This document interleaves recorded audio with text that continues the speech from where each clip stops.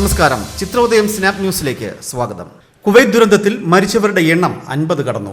ചികിത്സയിൽ തുടരുകയായിരുന്ന ഒരു ഇന്ത്യക്കാരൻ കൂടി മരിച്ചതായി അധികൃതർ അറിയിച്ചു. അതേസമയം മരിച്ചയാളുടെ പേരുവിവരങ്ങൾ ലഭ്യമല്ല. ഇയാളെ തിരിച്ചറിയുന്നതിനുള്ള നടപടികൾ പുരോഗമിക്കുകയാണ്. ഇനിയും മരണസംഖ്യ ഉയർന്നേക്കാനാണ് സാധ്യത. ഗുരുതരാവസ്ഥയിൽ നിരവധി പേരാണ് ആശുപത്രിയിൽ ചികിത്സയിൽ കഴിയുന്നത്.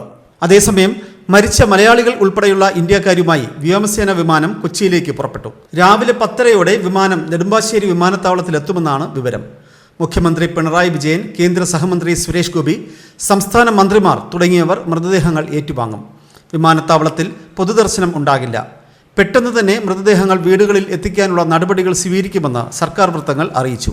45 ഇന്ത്യക്കാരാണ് അപകടത്തിൽ മരിച്ചത്. ഇതിൽ 23 പേർ മലയാളികളാണ്. ദുരന്തത്തിൽ മരിച്ച 7 തമിഴ്നാട്ടുകാരുടെയും ഒരു കർണാടക സ്വദേശിയുടെയും മൃതദേഹം കൊച്ചിയിലാണ് എത്തിക്കുക. ഡൽഹിയിൽ വിമാനം എത്തി അവിടുന്ന് വിവിധ സംസ്ഥാനങ്ങളിലേക്ക് മൃതദേഹങ്ങൾ കൊണ്ടുപോകാനായിരുന്നു വിദേശകാര്യ മന്ത്രാലയം ആലോചിച്ചത്. എന്നാൽ മരിച്ചവരിൽ ഏറ്റവും കൂടുതൽ പേർ കേരളത്തിൽ നിന്നായതിനാലാണ് നെടുമ്പാശ്ശേരിയിൽ എത്തിച്ച് മറ്റിടങ്ങളിലേക്ക് കൊണ്ടുപോകാൻ തീരുമാനിച്ചത്. കേരള അതിർത്തി കഴിയുന്നതുവരെ മറ്റ് സംസ്ഥാനങ്ങളിലേക്കുള്ള മൃതദേഹങ്ങളെ സംസ്ഥാന പോലീസ് അകമ്പടി കൊടുക്കുമെന്ന് മന്ത്രി കെ രാജൻ അറിയിച്ചു.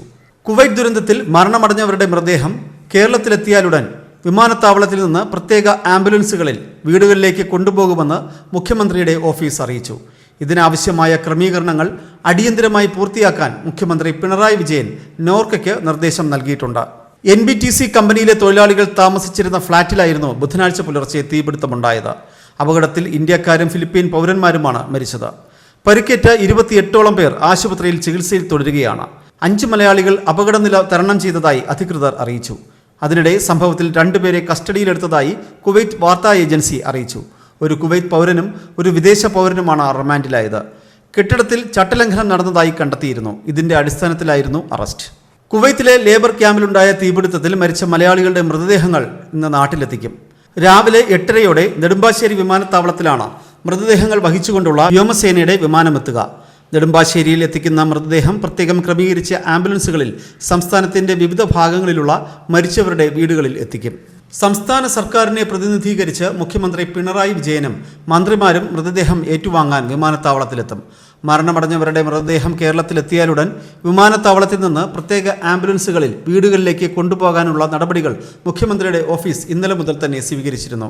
ഇതിനാവശ്യമായ ക്രമീകരണങ്ങൾ അടിയന്തരമായി പൂർത്തിയാക്കാൻ മുഖ്യമന്ത്രി പിണറായി വിജയൻ നോർക്കയ്ക്ക് നിർദ്ദേശവും നൽകി.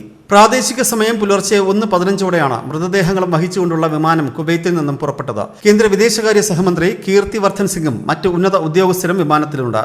ആദ്യം കൊച്ചിയിലിറങ്ങുന്ന വിമാനം പിന്നീട് ഡൽഹിയിലേക്ക് തിരിക്കും. 45 പേരിൽ 31 പേരുടെ മൃതദേഹങ്ങളാണ് കൊച്ചി അന്താരാഷ്ട്ര വിമാനത്താവളത്തിൽ ഇറക്കുക.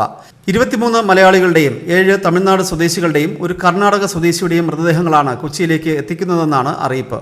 ബാക്കിയുള്ളവരുടെയും മൃതദേഹങ്ങളുമായി വിമാനം ഡൽഹിയിലേക്ക് പോകും.